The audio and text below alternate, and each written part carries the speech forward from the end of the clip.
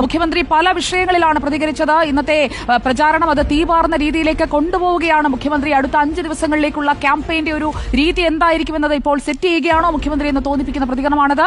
ഒരു വർഗീയ ശക്തിയുടെയും വിഘടനവാദിയുടെയും പിന്തുണ LDFന് ആവശ്യമില്ലെന്ന് മുഖ്യമന്ത്രി പിണറായി വിജയൻ. തെളിമയാർന്ന LDF രാഷ്ട്രീയമാണ് അവതരിപ്പിക്കുന്നത്. മുഖ്യമന്ത്രിയുടെ നിലമ്പൂരിലെ വാചകങ്ങളിലേക്ക് പോകാം. മുഖ്യമന്ത്രിയെ വെല്ലുവിളിച്ചുകൊണ്ട് പ്രതിപക്ഷ നേതാവും രംഗത്ത് വന്നിട്ടുണ്ട്. സർക്കാരിന്റെ ഭരണനേട്ടം പറഞ്ഞ് തെരഞ്ഞെടുപ്പിനെ നേരിടാൻ മുഖ്യമന്ത്രി തയ്യാറാണോ എന്നാണ് VD സതീശന്റെ ചോദ്യം. ഒരു വിഘടന ശക്തിയുടെയും ഒരു വിഭാഗീയ ശക്തിയുടെയും ഒരു വർഗീയ ശക്തിയുടെയും പിന്തുണയോ ആശീർവാദമോ LDFന് ആവശ്യമില്ല എന്നത് നേരത്തെ തന്നെ ഞങ്ങൾ വ്യക്തമാക്കിയിട്ടുണ്ട്. ഞങ്ങൾ 2016 മുതൽ കേരളത്തിൽ LDF നേതൃത്വം വഹിച്ച് നടത്തുന്ന കാര്യങ്ങൾ നാടിന്റെ മുന്നിലുള്ള തുറന്ന പുസ്തകമാണ്. തെളിമയാർന്ന LDF രാഷ്ട്രീയമാണ് നാടിന്റെ മുന്നിൽ ഞങ്ങൾ അവതരിപ്പിക്കുന്നത്.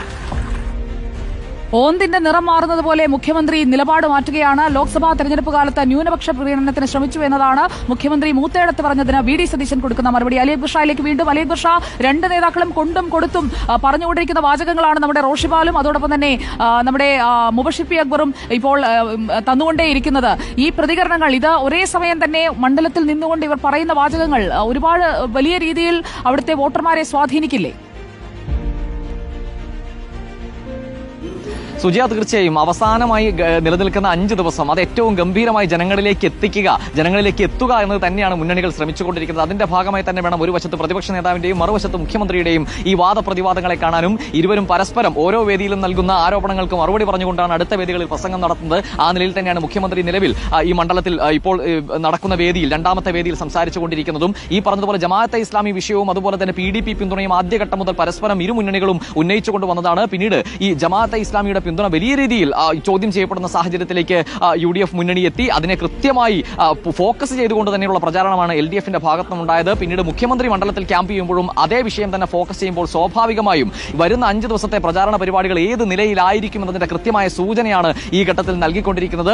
നമ്മൾ പറഞ്ഞതുപോലെ ഈ അടുത്ത ദിവസം പ്രിയങ്ക ഗാന്ധി മണ്ഡലത്തിലേക്ക് എത്തുമ്പോൾ UDFനെ സംബന്ധിച്ചിടത്തോളം വളരെ നിർണായകമാണ് ആ ദിവസം. UDF സ്ഥാനാർത്ഥിയെ സംബന്ധിച്ചിടത്തോളവും പ്രചാരണത്തിലെ വളരെ നിർണായകമായ ദിവസമാണത്. അന്നും ഏറ്റവും രൂക്ഷമായ രാഷ്ട്രീയ കൂരമ്പുകൾ ചെയ്യുക എന്നത് തന്നെയാണ് മുന്നണിയെ സംബന്ധിച്ചിടത്തോളം ഏറ്റവും പ്രധാനമായ കാര്യം. അതുകൊണ്ട് തന്നെ വരും ദിവസങ്ങളിൽ എന്താകും നിലമ്പൂരിലെ പ്രധാനപ്പെട്ട രാഷ്ട്രീയ ചർച്ച, രാഷ്ട്രീയ ആരോപണം, പരസ്യപ്രചാരണം അവസാനിക്കാൻ പോവുകയാണ്. 17-ാം തീയതി വരെ മാത്രമാണ് പരസ്യപ്രചാരണത്തിനുള്ള സമയം. അങ്ങനെ നോക്കുകയാണെങ്കിൽ 13-ാം തീയതി ഇതാ കഴിയുകയാണ്. ഇനി അങ്ങോട്ടുള്ളത് ഒരു ശനിയും ഞായറും, അത് കഴിഞ്ഞിട്ട് ഒരു തിങ്കളാഴ്ച, 3, 4-ാം പക്കം പരസ്യപ്രചാരണത്തിന് കൊട്ടിക്കലാശം വരികയാണ്. അപ്പോൾ ഇനിയുള്ള 4 ദിവസമാണ് ആകെ ഫുൾ സ്വിംഗിൽ കയ്യിൽ കിട്ടുക. അത് പരമാവധി ജനങ്ങളിലേക്ക് എത്തിക്കാൻ, വഞ്ചനയുടെ കഥകൾ പറയാൻ ഒക്കെ മുഖ്യമന്ത്രി അടക്കം രംഗത്തിറങ്ങുന്നു. PV അൻവറിനെതിരെ നേരിട്ട് മുഖ്യമന്ത്രി ഒരു പ്രചാരണം നടത്തുന്നു നിലമ്പൂരിൽ എന്നതാണ് ഇന്ന് നമ്മൾ അവിടെ കണ്ടത്. ഇതിന് അൻവറിന്റെ മറുപടി ഉണ്ടാകുമോ എന്നതറിയാൻ നമുക്ക് കാത്തിരിക്കാം.